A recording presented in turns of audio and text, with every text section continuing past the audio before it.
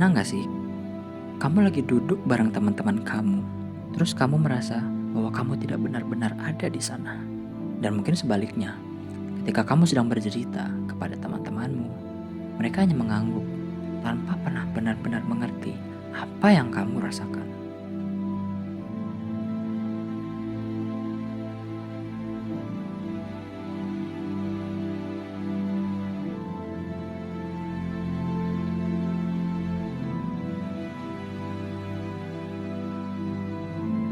Di dunia perkuliahan, kita ketemu banyak orang, ngobrol setiap hari. Tapi itu tidak berarti bahwa kita saling mengerti.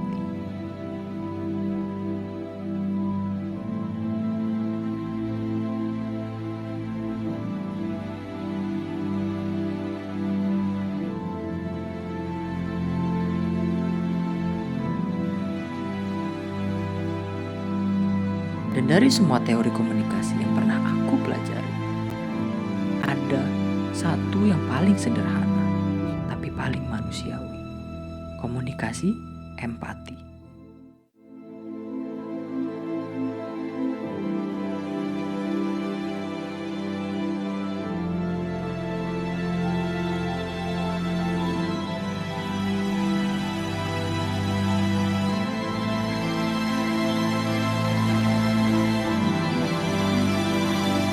Komunikasi empati itu sebenarnya bukan sesuatu yang rumit. Sederhananya, ini adalah kemampuan kita untuk memahami perasaan orang lain, melihat sudut pandang mereka, sambil tetap sadar dengan apa yang kita rasakan sendiri. Empati bukan berarti kita harus menyetujui semua hal. Bukan berarti kita harus punya jawaban. Kadang, empati hanya soal menjadi seseorang yang hadir.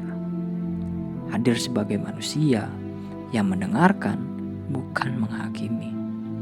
Yang mencoba memahami, bukan menebak-nebak.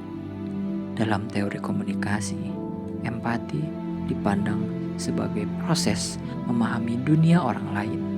Dunia yang mungkin tidak pernah mereka ceritakan, kecuali pada orang yang mereka percayai.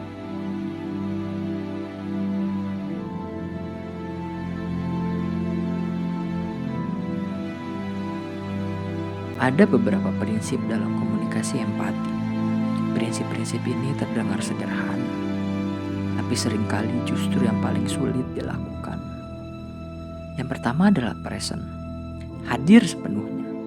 Saat seseorang bercerita, seringkali pikiran kita kemana-mana, menilai, membandingkan, atau memikirkan jawaban. Presence berarti berhenti dan benar-benar ada di momen itu. Yang kedua ada perspektif taking, melihat dari sudut pandang orang lain. Ini bukan tentang menilai benar atau salah, tapi bertanya, kalau aku di posisi dia, apa yang mungkin aku rasakan? Yang ketiga ada emotional resonance, yaitu merasakan tanpa larut. Empati bukan ikut sedih atau ikut marah, tapi merasakan secukupnya untuk memahami apa yang mereka alami. Yang keempat, ada sensitive response. Merespons dengan kelembutan. Kadang orang cuma butuh kalimat sederhana. Aku dengerin, kamu aman di sini. Dan itu sudah cukup.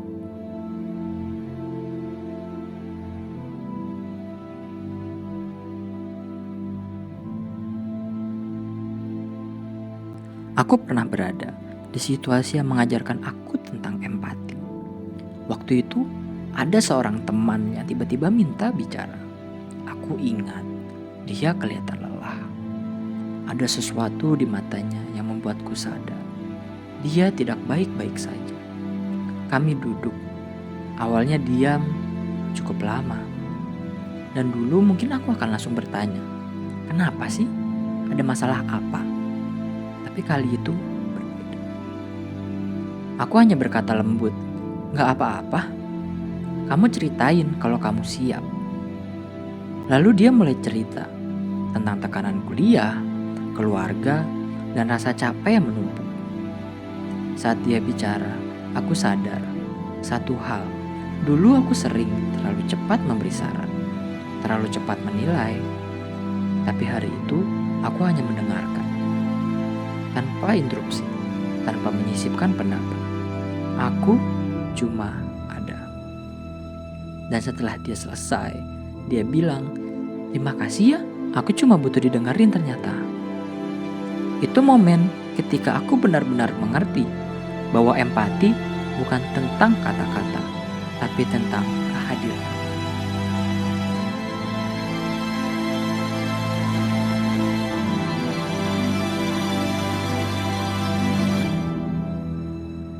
Dalam kehidupan perkuliahan, ada banyak tempat di mana kita bisa mempraktikkan empati. Saat diskusi kelompok, kita bisa mulai dengan mendengarkan pendapat teman tanpa langsung memotong. Saat ada teman yang terlihat tidak bersemangat, kita bisa bertanya dengan lembut, "Kamu gak apa-apa? Kalau mau cerita, ada aku kok." Saat kita berbeda pendapat, kita bisa mencoba memahami dahulu, bukan langsung membantah.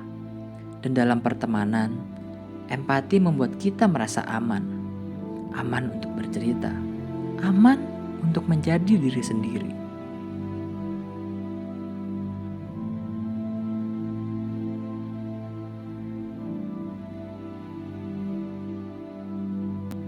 Empati bukan teori besar.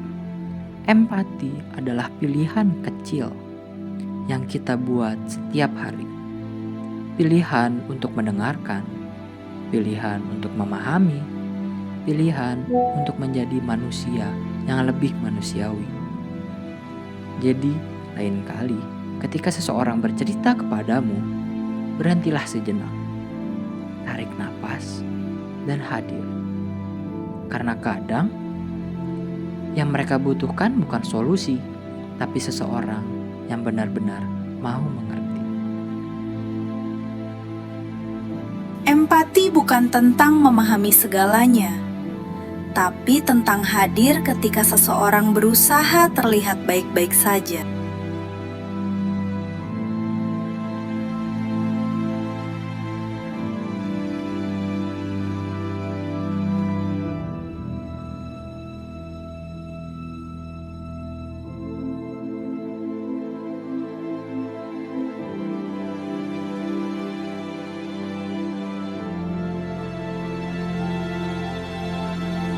Terkadang, yang seseorang butuhkan bukan jawaban, hanya ruang untuk jujur tanpa takut dihakimi.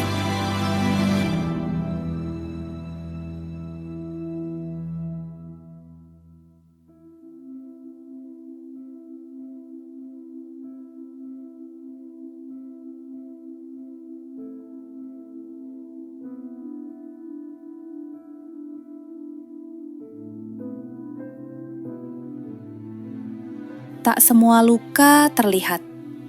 Kadang, senyum yang paling hangat pun menyimpan cerita yang sedang berjuang untuk tetap kuat.